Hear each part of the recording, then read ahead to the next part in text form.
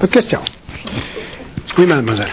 La première fois, je me pose une question, en fond, est-ce que c'est le corps de souffrance qui nous amène finalement à la conscience? Est-ce que c'est dans le fond être tellement enseveli par tout ça, dans le fond qui est un peu la forme, qu'un jour on se dit, coudonc, j'en ai assez de ça, puis de là, on prend conscience qu'on s'est fait tout un grand cancer finalement? C'est évident qu'on ne peut pas arriver à la conscience sans passer par ce qu'on appelle la souffrance, parce que la souffrance, c'est une réalisation. Donc, on réalise des choses. Par contre, comment est-ce que je pourrais dire...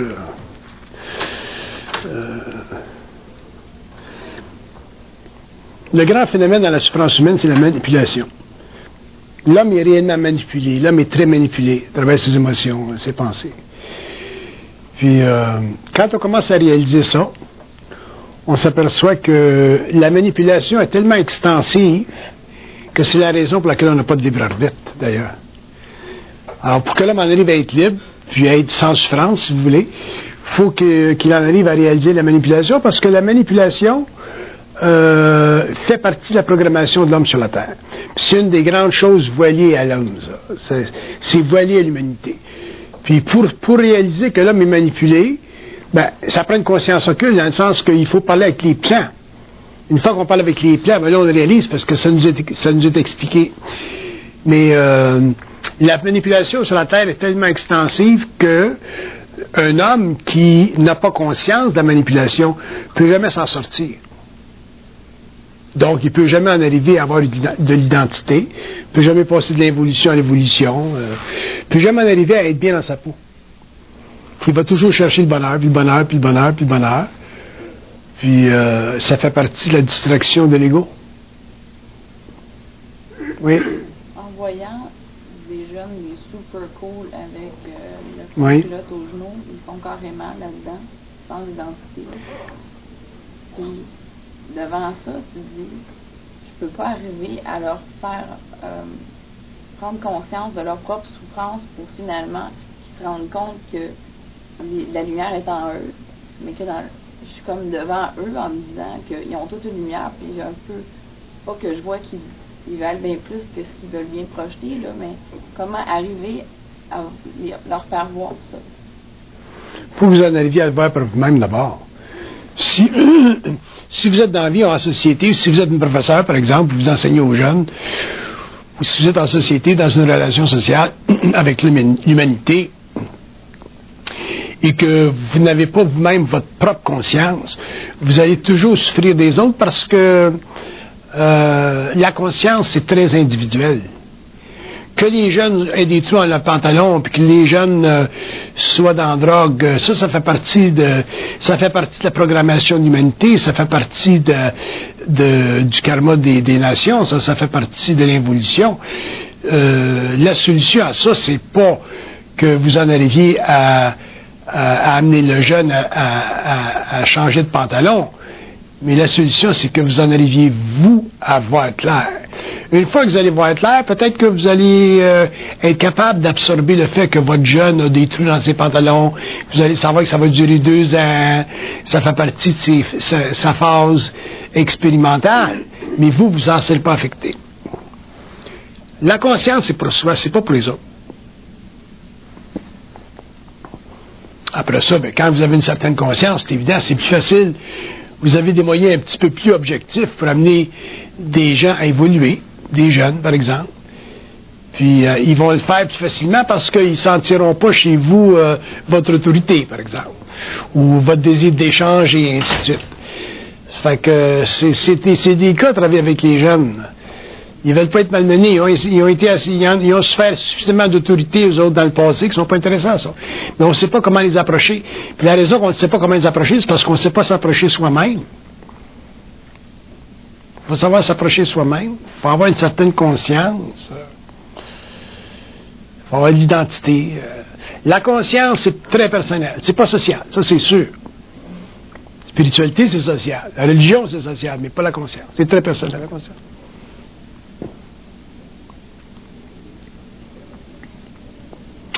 D'ailleurs, si vous commencez à amener de la conscience dans un environnement social, vous allez créer des chocs automatiquement. Parce que la conscience est toujours en dehors de la forme. Elle voit toujours les choses d'une façon différente de l'évolution. Fait que c'est très, très individuel, la conscience. Oui?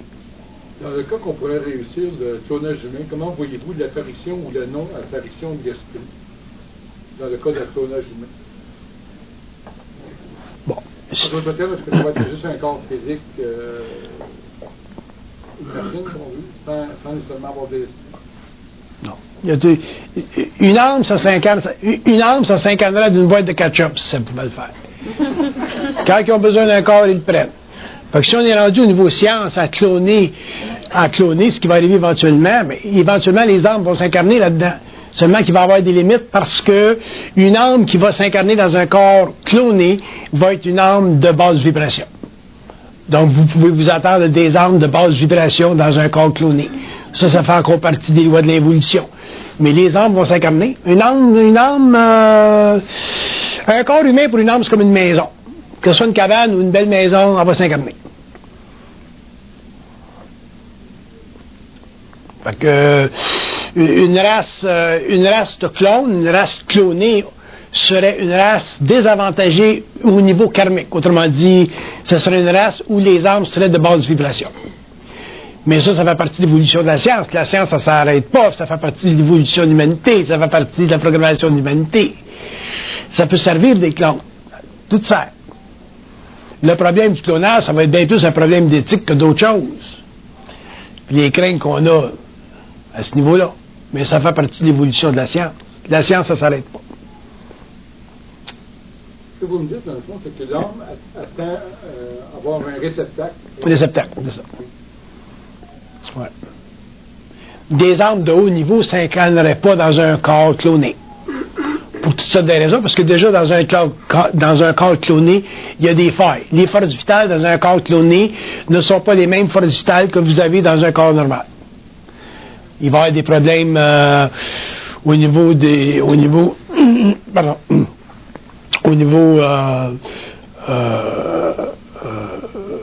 est-ce qu'on appelle les forces régénératrices. Mais ça fait partie de l'expérience. Système immunitaire. Attendez-vous à des problèmes au niveau du système immunitaire. Ça fait partie de l'évolution de la science. Avec le temps, ça va s'ajuster. Mais une âme, ça s'incarne n'importe où. Mais le problème, au niveau, si on le regarde du point de vue occulte, le problème du cloning, ça va être l'incarnation d'âmes de basse vibration. Mais au moins, ça va leur donner des corps qui vont être invitants pour eux autres.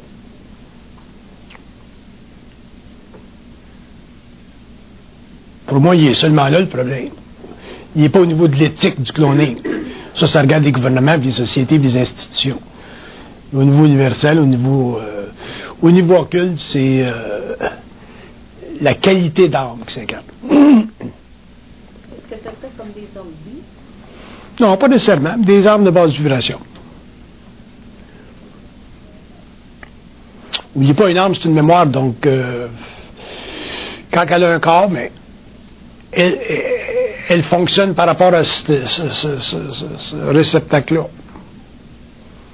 Mais si vous avez des âmes de basse vibration, attendez-vous pas, surtout si vous avez un pool de clowns, par exemple, un pool assez large, attendez-vous pas à des grands mouvements de conscience à travers ces clowns-là. Ces clowns-là. Ça serait des niveaux de conscience très, très fondus avec ce qu'on appelle le statisme karmique. Dans le sens qu'il n'y aura pas beaucoup d'évolution là.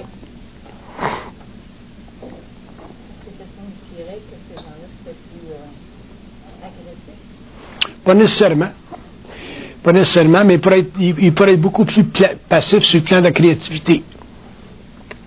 Je veux beaucoup de passivité, moi, avec les clones.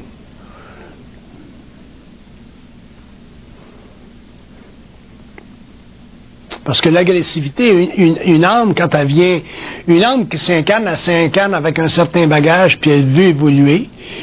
Puis Puis souvent, les âmes ont des mémoires extrêmement difficiles à vaincre. Puis quand elles s'incarnent, ces mémoires-là deviennent des grandes forces de caractère, par exemple, au niveau de l'expérience humaine. Puis c'est cette force de caractère-là qui permet, par exemple, à des individus dans des sociétés de créer des grands mouvements d'évolution. Tandis que si une âme n'est pas suffisamment évoluée, n'a pas beaucoup d'expérience, surtout encore concernant les âmes, c'est que ces âmes-là vont avoir des ajusteurs de pensée de bas niveau. Parce qu'une âme, quand ça s'incarne pas tout seul. Il y a une connexion avec le plan mental, là. Puis le plan mental, mais ce sont des ajusteurs de pensée. Il y a des ajusteurs de pensée qui ont beaucoup d'expérience. Puis il y a des ajusteurs de pensée qui n'ont pas beaucoup d'expérience. Donc l'âme viendrait au monde, autrement dit, serait matérialisée ou serait incarnée, mais elle aurait comme source d'intelligence encore un bon niveau. Ça, c'est le seul problème. Mais ça, c'est un problème de statut, c'est même pas un problème de fonctionnalité. Ce serait un problème de statut humain. Ça créerait une sous-couche de conscience sur la Terre. Comment est-ce qu'on va traiter avec ça? Ben, c'est l'histoire qui va nous le démontrer. Mais c'est pas un problème d'éthique au niveau occulte. Ça n'existe pas, au niveau occulte. Au niveau occulte, c'est plutôt un problème de programmation, un problème de karma. Puis, qui c'est qui vient dans la cabane? Qui c'est qui descend dans la cabane? Puis, quel contact que l'âme a aussi. C'est juste de comprendre ce que vous me dites. C'est que, est-ce qu'une âme, si une âme est une mémoire, est-ce qu'une mémoire peut décider de régresser? Une mémoire ne régresse pas. Par contre, une mémoire peut demeurer très, très statique pendant très, très longtemps, dépendant du niveau de contact qu'elle a avec le plan mental. Si une mémoire, si l'ajusteur de pensée d'une âme est de bas niveau, ça va être très long avant que cette âme-là évolue. Parce que c'est toujours l'ajusteur de pensée qui aide l'âme à évoluer. Ça ne lui permet pas d'évoluer, mais il aide l'âme à évoluer. Donc, il va se servir de sa mémoire pour y créer un plan de vie qui va être adéquat. Mais s'il n'y a pas d'expérience, l'ajusteur de pensée, puis que l'âme a une certaine mémoire, cette mémoire-là ne sera pas utilisée à plein escient, parce que l'ajusteur de pensée n'a pas l'expérience. Tandis qu'une âme qui a un ajusteur de pensée de haut niveau ou de haute expérience va évoluer très rapidement sur le plan matériel. Parce que cet ajusteur de pensée-là peut utiliser sa mémoire et créer un plan de vie qui est réellement progressif. Ça va être le problème des clones. Est-ce que c'est possible de penser que l'expérience du clonage pourrait arriver à avoir des âmes de niveau moyen ou de haut niveau? Pas tout de suite. Pas avant 4-5 000 ans. Dans 4-5 000 ans, oui, parce que dans 4-5 000 ans, la science va être tellement avancée sur la Terre que les hommes vont être capables de transmuter une âme avant qu'elle s'incarne. Autrement dit, l'homme va être capable, dans 3, 4, 5 000 ans, de matérialiser une âme sur le plan matériel, la transmuter, puis ensuite y permettre l'incarnation. On va être capable, en laboratoire, de la voir, l'âme. En labo, en 3 dimensions. Et les scientifiques sont capables de faire des travaux sur l'âme, là, puis ensuite lui permettre l'incarnation. Mais à ce moment-là, la science va être très avancée. On commence en science. Imaginez-vous dans 4000 ans, 5000 ans, ce que l'homme va pouvoir faire en science.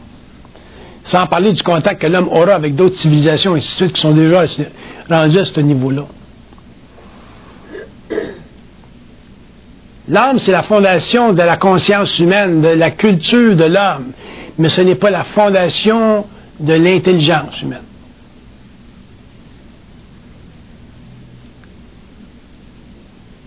C'est un petit peu comme un computer, ça.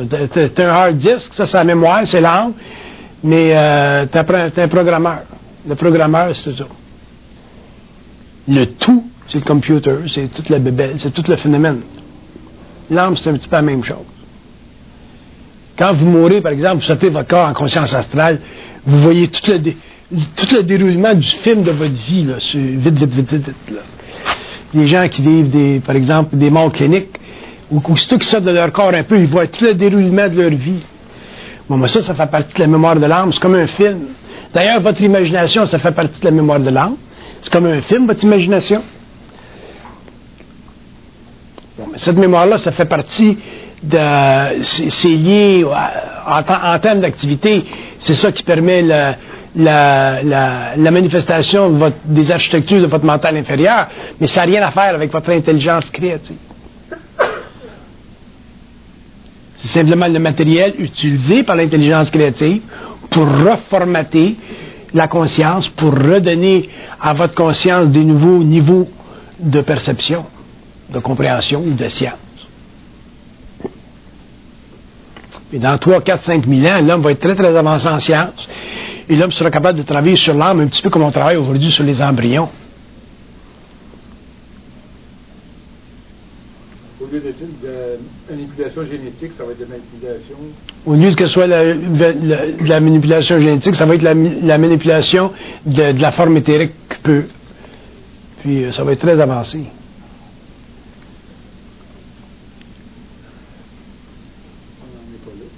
Ben, ça fait partie de l'évolution de la science. C'est comme la matérialité, la matière. Rendu dans ce temps-là, l'homme sera capable de prendre, par exemple, un cristal, une roche, un cristal, une pierre très dure, puis lui donner une vie qui serait semblable à ce qu'on appelle une vie biologique, parce qu'il va changer totalement le taux vibratoire de l'atome. Puis en changeant le taux vibratoire de l'atome, il va se constituer, lui, en tant que scientiste, comme jardinier de ce qu'on appelle le royaume matériel. L'homme pourra faire avec le cristal une plante, par exemple. Fait que vous aurez un arbre de cristal avec qui grandira comme une plante grandit sur le plan biologique normal. Ça fait partie de l'évolution de la science. Fait qu'à ce moment-là, le règne minéral deviendra un règne végétal. Mais quand le règne minéral va devenir le règne végétal, à ce moment-là, l'homme va être tellement évolué que la vie sur la Terre, ça ne sera plus comme aujourd'hui.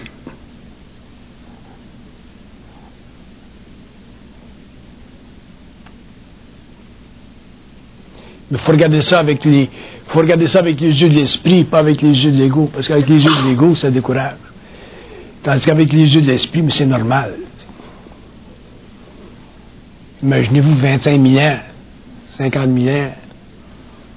La seule raison qu'on n'a pas de science sur la Terre aujourd'hui, qu'on commence, là, mais qu'on n'a pas de science réellement véritable, puis de science, ce qu'on appelle une science accentuée sur le mouvement rapide de la découverte, c'est parce que on est encore en stage expérimental.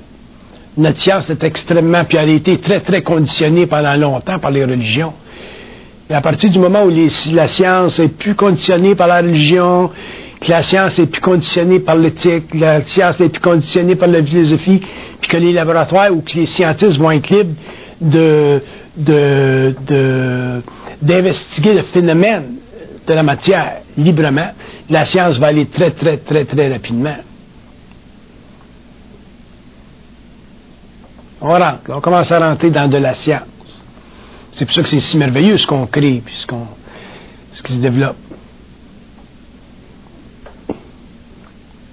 Il n'y a pas de limite à la science.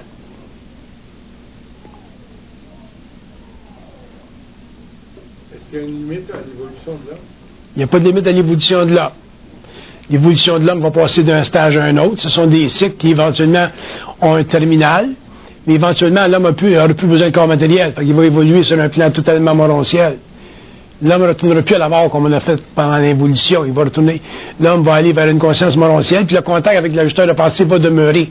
Alors que pendant l'évolution, la définition, si vous voulez, de ce qu'on appelle la mortalité sur la Terre, c'est que l'homme, quand il sortait de son corps, il était obligé de retourner en conscience astrale, et à ce moment-là, le contact avec l'ajusteur de pensée est coupé.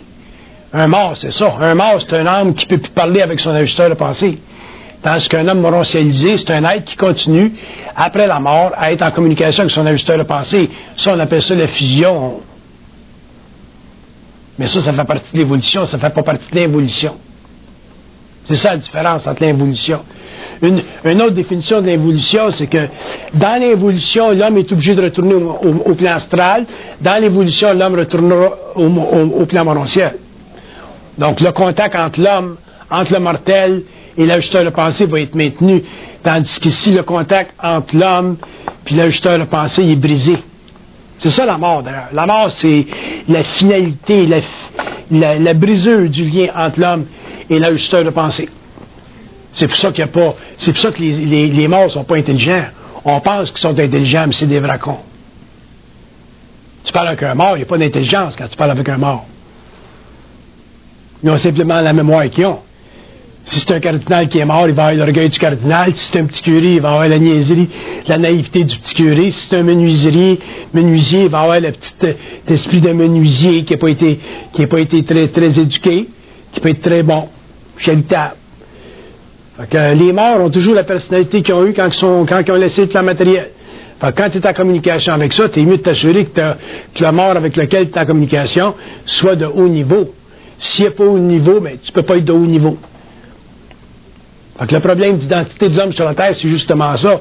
C'est qu'on est en contact avec des entités astrales, on n'est pas en contact avec des entités mentales, donc le niveau d'intelligence qu'on a est toujours perturbé. Parce que les morts passent leur temps à nous perturber. Ils vivent à travers de nous autres. Ils ont besoin de nous autres pour sentir qu'ils vivent. Ils adorent les morts communiquer avec nous autres.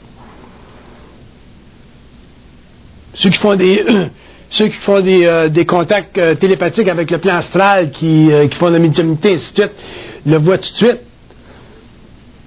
Les morts vivent à travers l'homme. Les morts sont des vampires. Un mort, c'est un vampire. Mais ils ne vont pas vous le dire. Il faut que vous le sachiez. Quand vous le savez, bien, à ce moment-là, ils sont obligés de vous l'avouer. Pour nous autres, la mort, c'est un monde qu'on ne connaît pas, on ne sait pas comment ça marche. Mais dans le fond, c'est très, très facile de savoir qu'est-ce que c'est la mort, qu'est-ce qui se passe là, qu'est-ce qu'ils font. T'as qu'à leur parler, on va te le dire. Mais il faut que tu puisses leur parler. Il faut que tu puisses aussi les déjouer. Parce que souvent, ils ne veulent pas te répondre. Fait qu'il faut que tu les fasses à te répondre. Les têtes de cochon, les morts. Puis souvent, c'est le contraire. Ils placotent, puis ils placotent, puis ils placotent, puis ils placotent. Puis ils disent rien. Alors, c'est des têtes de cochon. Mais c'est le plan astral. Puis ils ont besoin de l'homme pour vivre.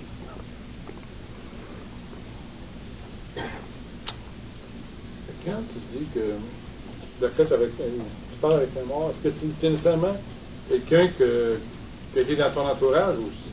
Pas nécessairement. Ça n'a rien à voir? Non. C'est une entité quelconque.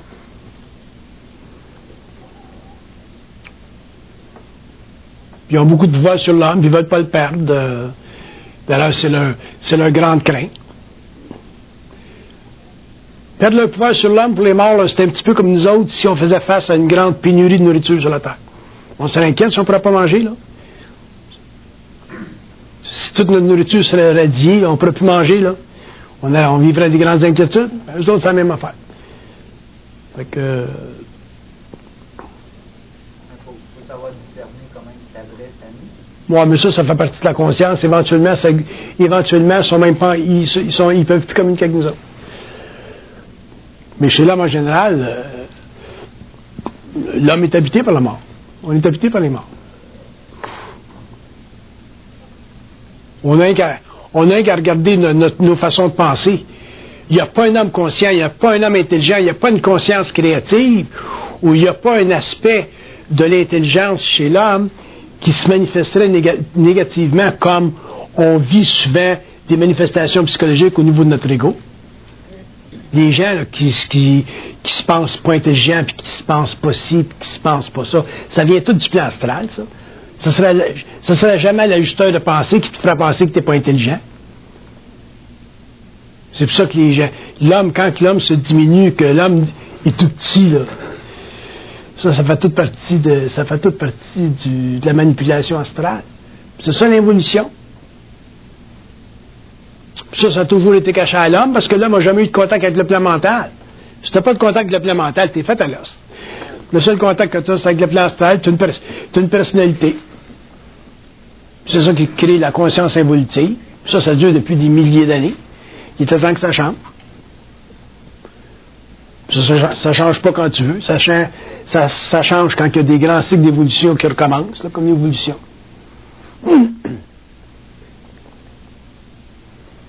Les morts, c'est des vampires. Sans ça, vous n'auriez pas les pensées que vous avez. Vous seriez bien dans votre peau. Vous n'auriez pas de problème d'identité.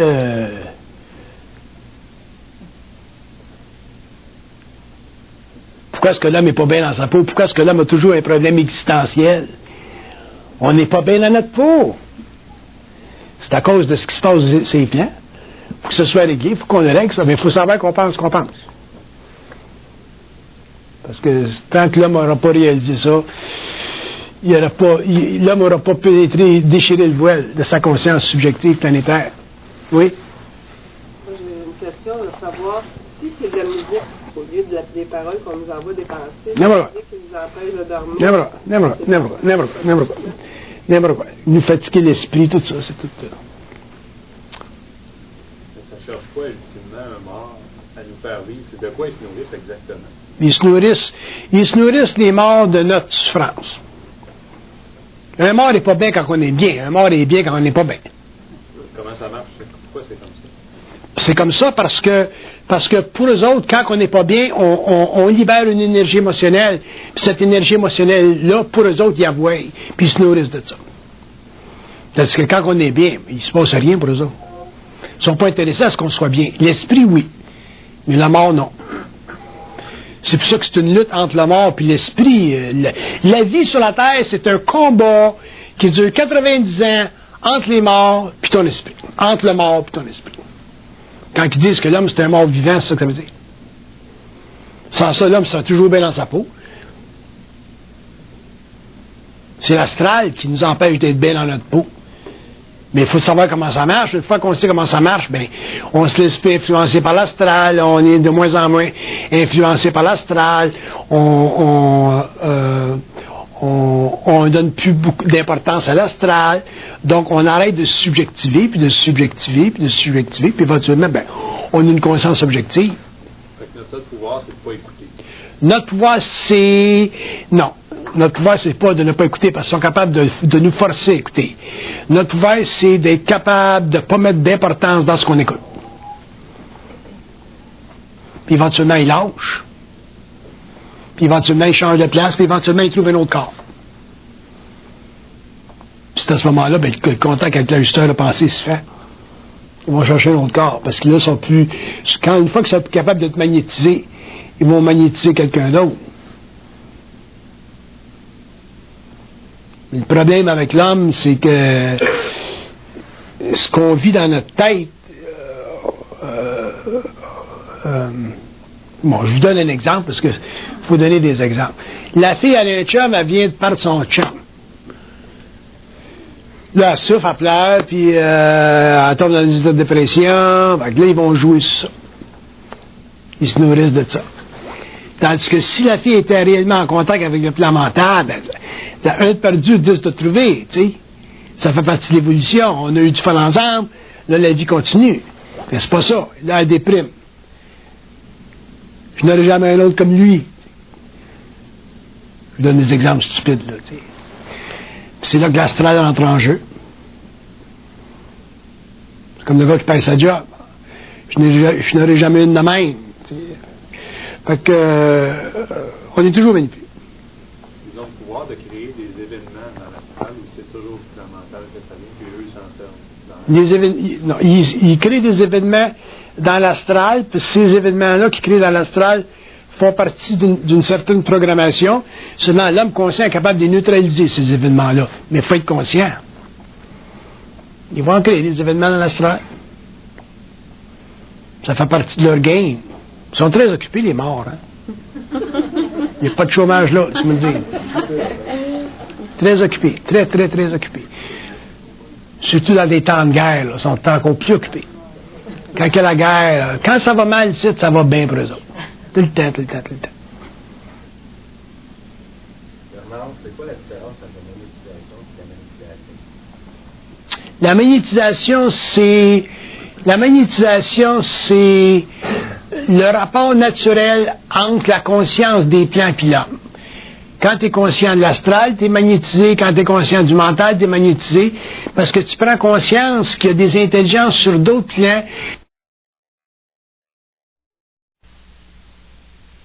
qui sont capables de te mettre en vibration. Donc ça, c'est la magnétisation. Puis l'autre, c'est quoi votre question? La possession?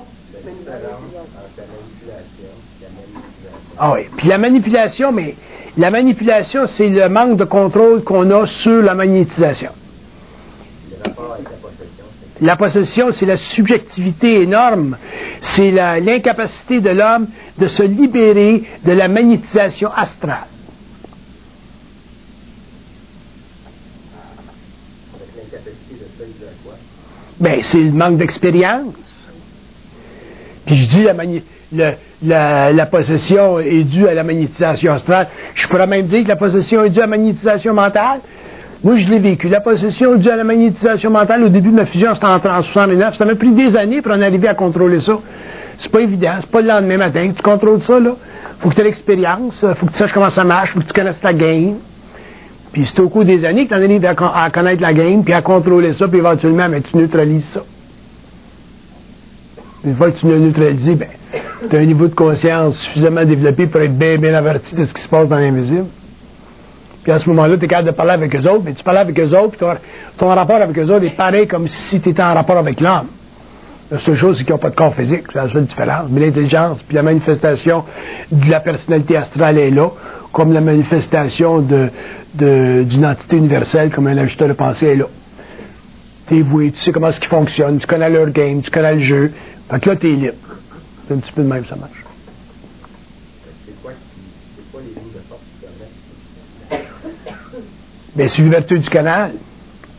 Les gens qui sont voyants, là, les gens qui sont sensibles, là, sont tous sujets à être plus magnétisés que d'autres.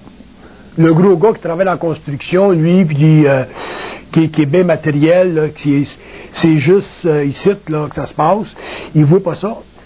Mais l'homme sensible, là, qui a moindrement un âme évoluée, là, il sent ça, cette affaire-là. Ça revient pas croire. Ah ben, c'est sûr. C'est sûr. Tu crois et t'es fait. Tu crois et t'es fait. T'es fait. La croyance, c'est une abomination sur la terre. C'est une abomination. C'est anti-homme, c'est anti-individu, c'est anti-esprit. Pourquoi est-ce que vous pensez que même si je suis conscient de l'importance des religions dans le monde, sur le plan de l'évolution, pourquoi je suis contre la religion, contre les religions? Parce que les religions sont basées sur le système de croyance. C'est le problème des religions. C'est la fatalité négative des religions. Par contre, elles sont nécessaires parce que l'homme n'est pas assez évolué pour vivre sans religion. L'homme a besoin de la religion. Mais rendu à un certain niveau d'évolution, l'homme n'a plus besoin de religion. Mais à partir de ce moment-là, il ne peut plus croire. Parce qu'à partir du moment où vous croyez, vous vous assujettissez automatiquement à une autre autorité, que ce soit une autorité religieuse sur la terre, que ce soit une autorité occulte, c'est une autorité. L'homme ne peut pas rentrer à son identité avec une autorité autour de sa tête. Tu ne peux pas avoir des piles de Damoclès au-dessus de ta tête. Jamais. C'est pour ça qu'on crée des dieux, puis qu'on crée toute une tribune d'autorité au-dessus de nous autres, puis qu'on n'a pas nous autres. Fait qu'on n'a pas d'identité. Plus qu'on est croyant, plus qu'on est ignorant. Non, pas nécessairement. Plus on est croyant, plus on est sujet à être manipulé. Tu peux avoir un doctorat et être croyant. Il y a des gens qui ont des doctorats, puis ils vont à l'église le dimanche, puis c'est des grands croyants.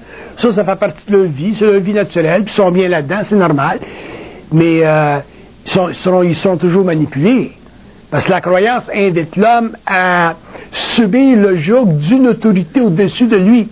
Donc l'homme ne peut pas avoir de conscience créative. Donc il va avoir une conscience spirituelle ou religieuse, basée sur la mémoire de la race, dépendant de son milieu, son environnement, chinois, arabe, catholique, irlandais, italien. Mais il n'y a plus d'identité là-dedans. Il n'y a pas d'identité. C'est de la personnalité, point final. Grande personnalité, mais de la personnalité. Mais il n'y a pas de personne. Il n'y a pas de conscience universelle. Là.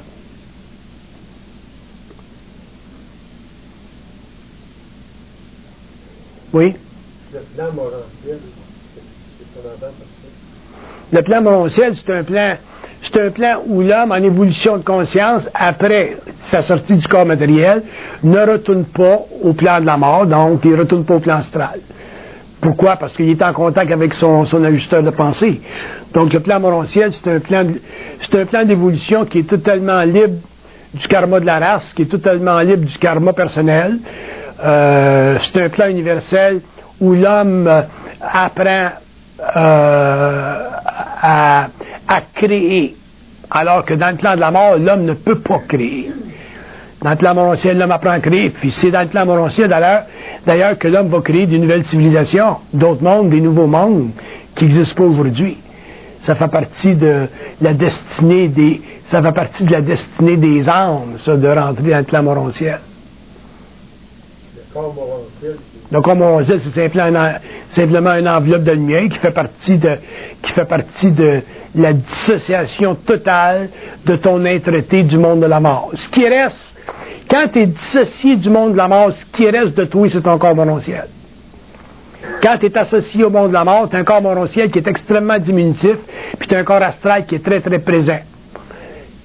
Quand tu es morontialisé, mais c'est le contraire. Ton corps astral il est dissocié, puis ton corps morontiel il devient extrêmement large, extrêmement présent. Puis c'est ce corps-là qui devient ton véhicule d'expression dans le monde morontiel. Puis c'est avec ce corps-là, en relation avec l'ajusteur de pensée, que tu es capable de voyager dans ces espaces-là. C'est des grands espaces à voyager, ça, c'est des espaces universels. Puis il y a plusieurs temps dans ces mondes-là. Mais tu ne peux pas passer d'un temps à un autre sans avoir le support vibratoire d'un ajusteur de pensée, parce que ce sont ces êtres-là qui ont la capacité de passer d'un espace-temps à un autre. Tu ne peux pas, en tant qu'âme, passer d'un espace-temps à un autre. Parce qu'en tant qu'âme, tu es limité par le plan astral. Mais si tu es unifié au corps morontiel, si tu es unifié à l'ajusteur de pensée, parce que tu as un corps morontiel développé, mais à ce moment-là, tu peux passer d'un espace-temps à un autre, mais toujours avec le support à eux autres. Puis plus il est évolué, mais plus tu peux aller loin dans ces mondes-là. Parce qu'il y en a plusieurs, cet espace-temps, il n'y en a pas un qu'un. L'espace-temps qu'on connaît au niveau matériel, nous autres, c'est simplement au niveau matériel. Mais au niveau des autres mondes, de l'univers local, des univers systémiques, il y a des mondes très vastes et très beaux. Mais pour pénétrer dans ces mondes-là, il faut que tu passes d'un espace-temps à un autre. Mais ça prend un corps morontiel pour le faire. Mais à ce moment-là, tu ne reviens plus sur la Terre, tu ne reviens plus en incarnation. Tu deviens un être cosmique, point final.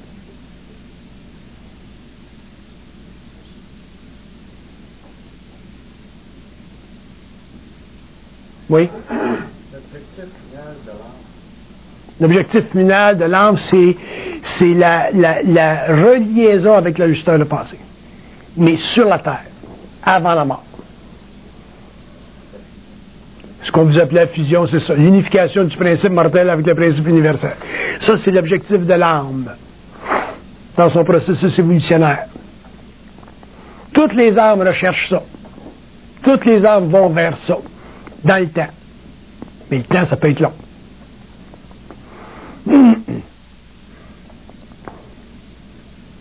phénomène de fusion, il y en a beaucoup. C'est un début, le phénomène de fusion. Ça fait partie de l'évolution.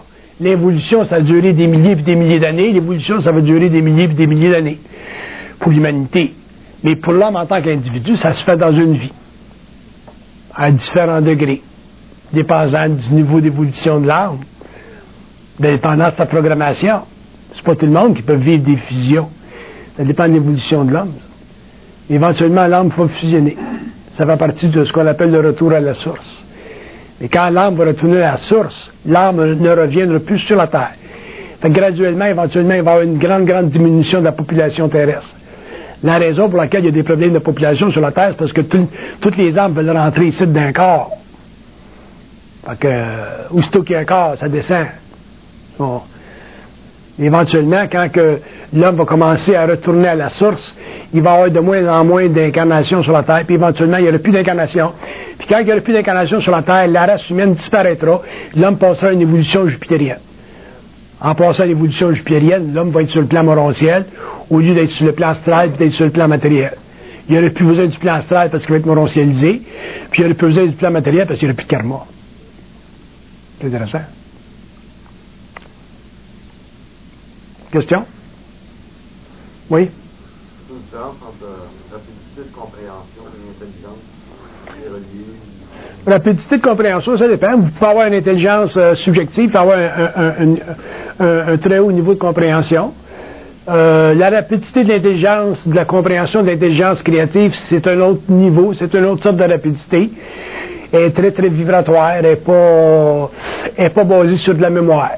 Autrement dit, un homme inconscient qui comprend vite les choses parce qu'il y a beaucoup de mémoire pour l'aider. Tandis qu'un homme inconscient qui peut avoir très, très, très peu de mémoire, peut comprendre des choses très, très rapidement, mais la raison qu'il les comprend très, très rapidement, c'est parce qu'il les comprend par vibration, il les comprend pas au niveau de la forme. Un gars comme moi, là, qui n'a pas beaucoup de mémoire, là, l'ego est très transparent, fait que c'est facile pour moi de comprendre les mystères, parce que c'est vibratoire. Seulement de comprendre des choses matérielles, là, si vous me contez une joke, là, une bonne joke, là, faut que vous y alliez bien lentement pour que je la comprenne. Il faut qu'elle soit bien dite, là. Faut pas que vous enfargiez. Parce que si vous vous enfargez et elle est mal construite, je vais le sentir, puis là, ça va me ralentir encore plus dans la conversation, dans la compréhension. Fait que, mon niveau de compréhension, au niveau matériel, là, c'est pas fort. Faudra pas que je retourne à l'université aujourd'hui. Pourtant, je viens à l'université. Mais le niveau vibratoire, mais là, c'est un autre pain de manche. Là, ça devient difficile pour moi de ne pas comprendre. Fait que c'est l'envers de la chose.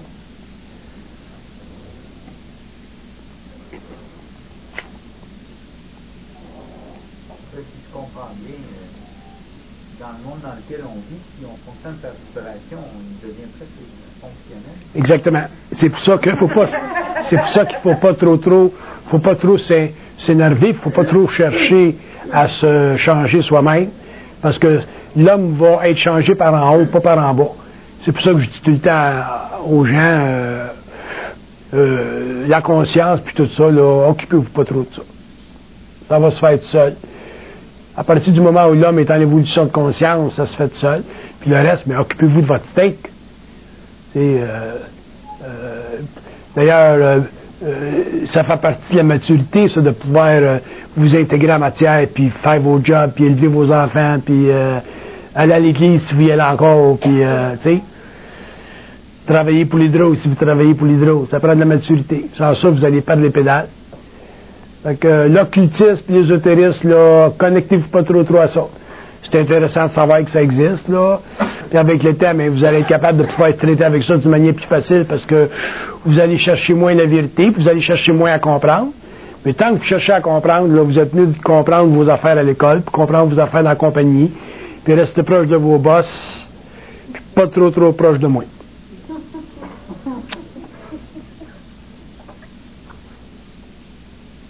Faut être groundé, faut que vous soyez groundé. C'est ça que vous allez vous spiritualiser à l'os, vous allez devenir dysfonctionnel. Vous ne voudrez plus faire l'amour à votre femme. Oui? Une question, là, c'est la mathématique, c'est votre position. Oui. Quelqu'un qui est fusionné, est-ce qu'il a besoin de mathématiques? Non? Oui. Bien, ça dépend de son travail, ça dépend de ce qu'il a à faire. Si vous avez... Il en a besoin, il va comprendre instantanément. Bien, ça dépend de ce qu'il a à faire. Ça dépend toujours de ce qu'il a à faire. Ça dépend toujours de ce pourquoi vous êtes programmé. Moi, j'aide des gens en sciences, mais ça, c'est parce que souvent, ça fait partie de mon travail, mais c'est pas ma fonction première. Ma fonction première, c'est de faire ce que je fais là. Tu peux pas être à gauche, puis à droite, puis en haut, puis en bas. On se brûlerait. Fait que l'homme a une vibration pour telle chose, puis il fait ça. D'autres hommes ont une vibration pour telle chose, puis ils font ça. Chacun sa job. Oui? Excusez. Quand je suis en situation où je vais réagir à l'autre, ce qu'il dit, ce qu'il a fait, son attitude, peu importe, ça vient me chercher. Quelle est la meilleure... Arrêtez de vous prendre au sérieux. C'est-à-dire? Arrêtez de vous prendre au sérieux. C'est très simple. Si vous prenez au sérieux, vous êtes fait à l'os. C'est une attitude de l'ego, ça, se prendre au sérieux. Devenez des canards, laissez l'eau couler. Au lieu d'être des hérissons. Ça, c'est pas facile à faire. Oui? Fort. Quand est-ce qu'on sait ça, pourquoi nous sommes pas de... Ah, ça, c'est intéressant. On le sait quand on leur parle. Ils nous l'expliquent. On le voit, c'est clair, c'est net. Ça fait partie de se connaître soi-même. Si vous leur demandez, ils vont vous le dire. À moins qu'il y ait des têtes de cochon, des fois, ils veulent pas. Mais même là, on peut les forcer à nous parler. Les sortir de leur silence. Mais au niveau du mental, il n'y a pas de problème.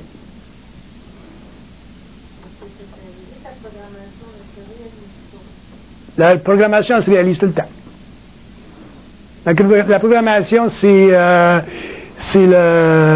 l'encadrement dans lequel vous êtes et qui est utilisé pour votre évolution personnelle. Souvent, si vous saviez pourquoi est-ce que vous vivez des choses, vous seriez bien surpris. Puis souvent, c'est la raison pour laquelle ils ne le disent pas.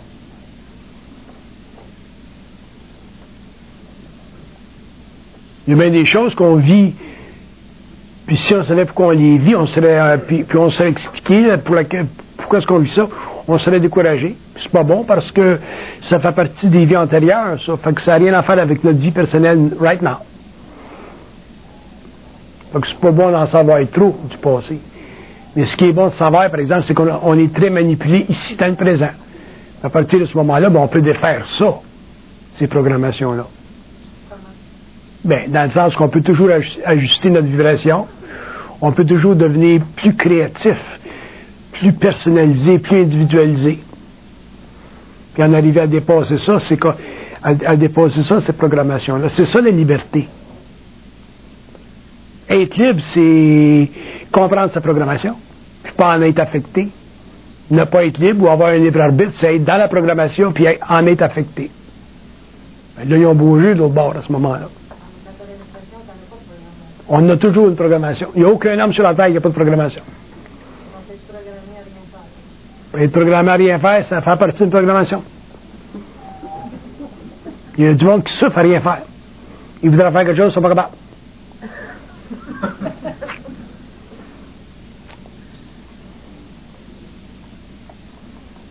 La programmation, c'est à travers la programmation que l'homme évolue. Hein?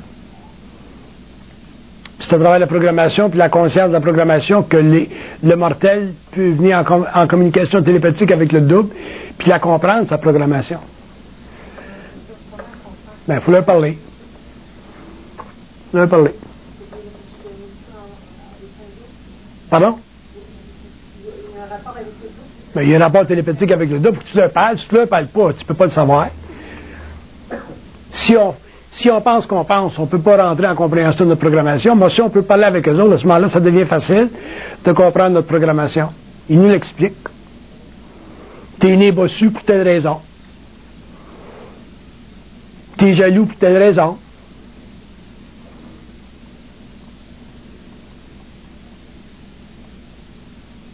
Tout se comprend d'une programmation. Il ne s'agit pas que la programmation disparaisse, ça ne disparaît pas une programmation. Mais là, on arrive à vivre à l'intérieur de la programmation de manière créative. Donc, il n'en souffre plus. J'en ai une programmation, moi. Mais je la comprends. J'en souffre pas.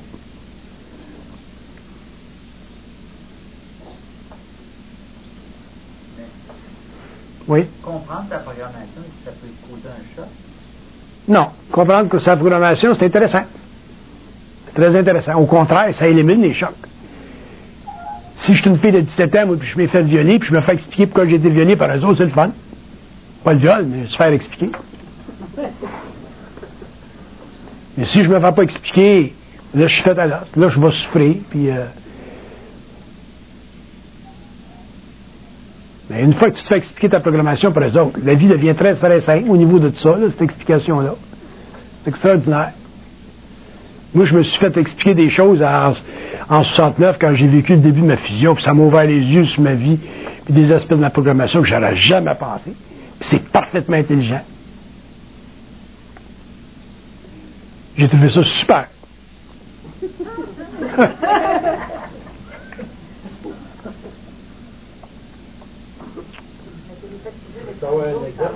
Un à la fois, oui. Un exemple de programmation, ça pourrait être quoi? Regardez avant. Regardez comment votre vie. Regardez comment est-ce que vous n'êtes jamais capable de faire ce que vous voulez.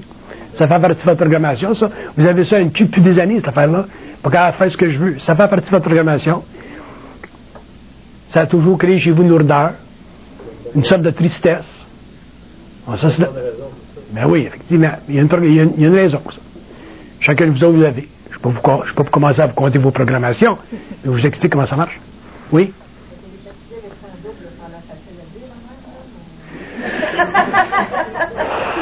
Ça fait partie de l'évolution de la conscience, ça fait partie de l'éveil de la conscience, ça fait partie de la prise de conscience, ça fait partie de la réalisation qu'on pense, ça fait toute partie de ça.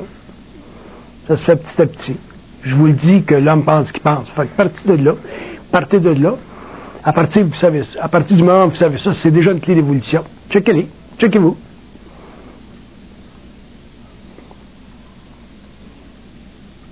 Fait que quand tu entends une connerie dans ta tête, là, tu t'es fait dire par un initié que tu penses que tu penses, bien, check-les, cette connerie-là. Fais-toi l'avocat du diable. Conteste-la dans ta tête. Puis ils vont te répondre.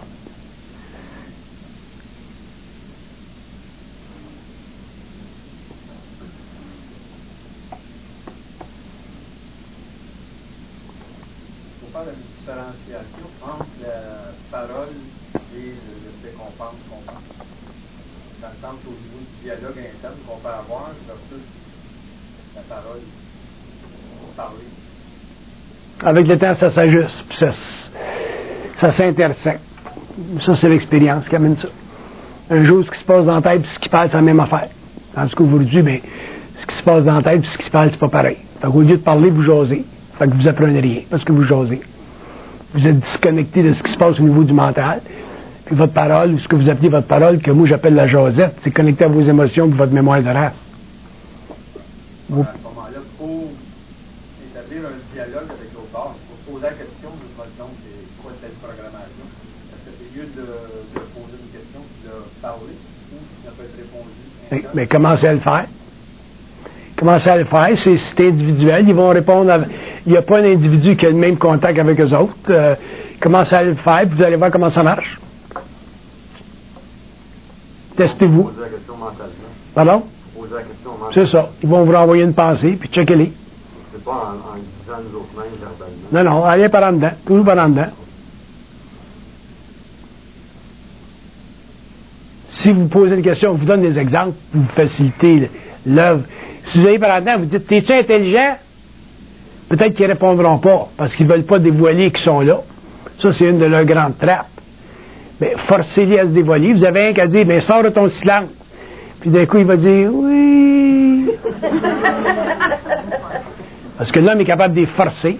Ou il va dire, non. Donc, s'ils vous disent qu'ils ne sont pas intelligents, vous êtes sûr de penser que vous ne l'êtes pas, vous. Donc, qu'à ce moment-là, bien, vous commencez à avoir la game. Parce qu'il y en a bien du monde qui pense qu'ils ne sont pas intelligents. Mais tu te fais dire que tu n'es pas intelligent par une entité qui te fait croire que c'est toi qui penses que tu es fait à l'autre. Ils peuvent te garder de même pendant 90 ans. Tu meurs, puis...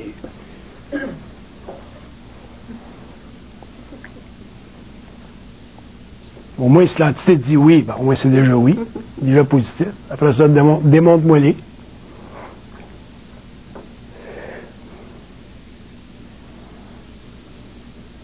Si vous souffrez de jalousie, vous allez par en dedans, vous dites, t'es-tu jaloux?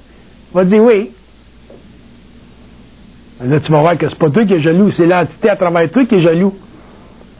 Mais toi, tu as subi la jalousie, là. Fait que tu vas te réveiller, puis tu vas commencer à neutraliser ça, cette affaire-là, puis un jour, ben, tu ne seras pas jaloux.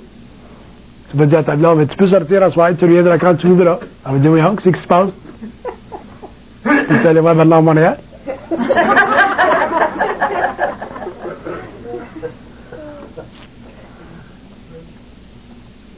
Puis avec le temps, mais vous allez devenir très, très habile à voir la connexion entre vos pensées qui ne sont pas créatives, les pensées niaiseuses que j'appelle, là, puis vous autres.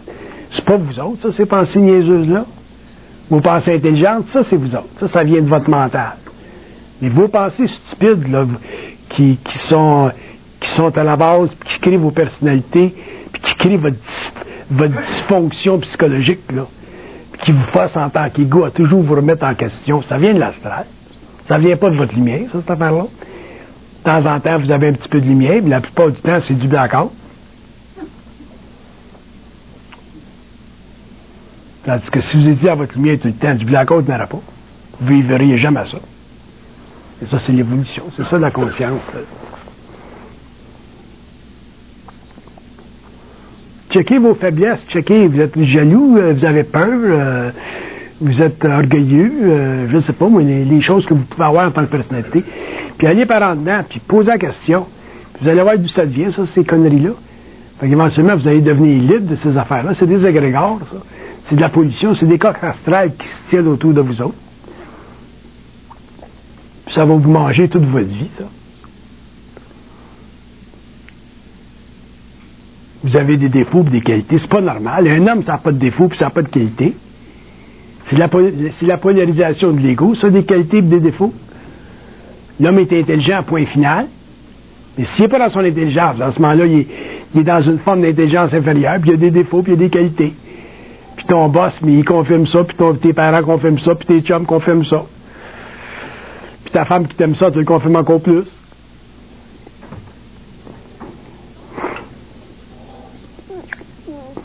Tu passes ta vie à te faire confirmer des défauts, puis tu passes ta vie à te faire confirmer des qualités, mais t'es pogné avec ça. Ça n'a rien à faire de la conscience. C'est des normes de civilisation, ça existe dans toutes les civilisations, que vous soyez chinois, africain, il faut que l'homme se débarrasse de ça. Puis ça, c'est du stock. Vivre sans défaut, c'est pas évident. Vivre sans qualité, c'est pas évident. Moi, si vous me dites que t'es bien intelligent, ça, c'est votre problème, c'est pas le mien, je n'ai pas ce problème-là, moi. Je suis dans cette énergie-là, c'est sûr. Et de me dire, si j'étais intelligent, là, vous n'allez pas me mettre l'ego en vibration bien fort. Parce que je sais comment ça marche. Je n'ai pas cette illusion-là. Avant la fusion, oui. Avant 69, quand j'étais à l'université, tu m'aurais dit que j'étais intelligent. Ouais, j'aurais cru que j'étais intelligent. J'avais des bonnes notes, là. Mais quand ils te coupent la mémoire et tu t'aperçois que tes notes tombent, sais-tu que...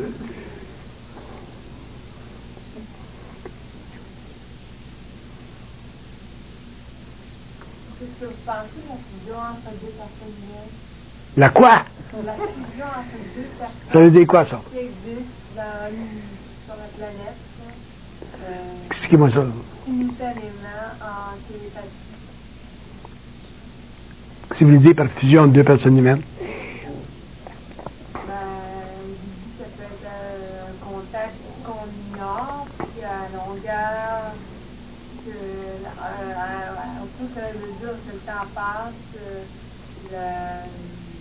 le contact s'agrandit. Ça peut être des causes, ça peut créer des inquiétudes chez l'homme, des grandes inquiétudes, des peurs.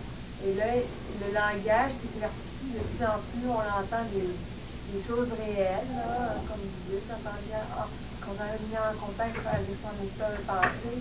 Mais en réalité, c'est une personne qui est plus avancée que vous, qui est en contact, peut-être avec vous, mais qui est en contact avec vous. Vous êtes assuré que c'est pas votre état de pensée, c'est une personne humaine qui est en contact avec vous. En télépathie avec vous. Qui c'est qui vous donne la preuve de ça?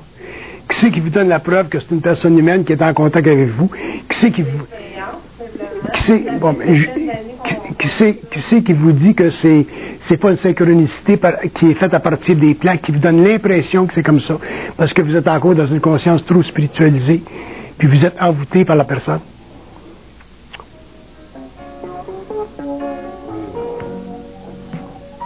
L'être humain... Pardon? Vous pouvez avoir vous pouvez avoir une sympathie vibratoire à une personne, vous pouvez avoir de la télépathie avec une personne, mais la télépathie avec une personne, ça ne veut pas dire que c'est entre vous et la personne. Tout ça, ça se fait à partir des plans. À partir des plans, ils vont vous créer l'impression que la télépathie est horizontale, alors que la télépathie est totalement verticale. Quand vous êtes en télépathie avec une personne, vous avez une personne ici qui est en contact avec les plans. C'est au niveau des plans que ça se fait à télépathie. C'est pas entre l'homme et